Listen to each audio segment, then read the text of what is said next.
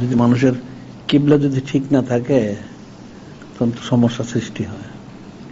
এই জন্য কিবলাটা ঠিক থাকতে হবে, আর এই কিবলার মধ্যে ইস্তেকামত থাকতে হবে। কোন কিছু দেখে যে চাকচিক্য কিছু দেখে সে যদি রুজু হয়ে যায়, তাহলে তো সে মূলের থেকে সরে গেল।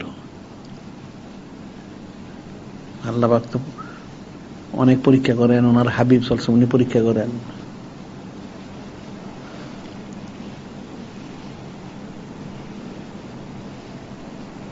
কোন দিকে কে রুজু হয় সেই অনুযায়ী ফয়সালা।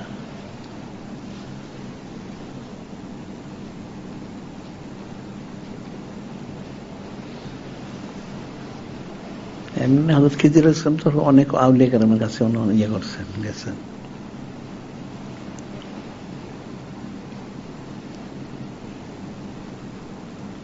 উনি রিজালুল গায়েব যারা, তার মধ্যে উনি এক হিসেবে প্রধান।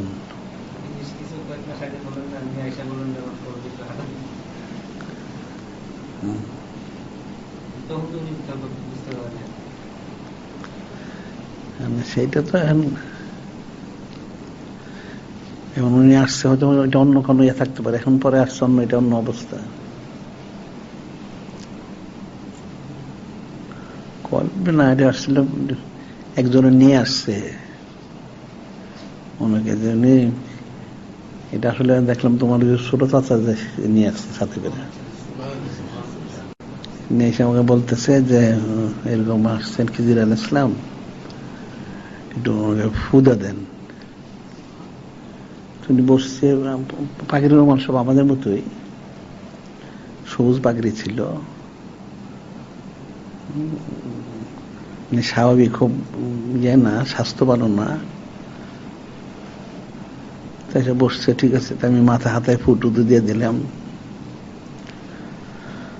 ফু দিলাম, পরে আমার কলটা হাতায় দেন। ঠিক আছে, আমি পুরা ওনার সিনাটাকে পুরো হাতায় দিয়ে ফু দিয়ে দিলাম। কিছুক্ষণ সবুজ দেখতে পরে নিয়ে গেছেন।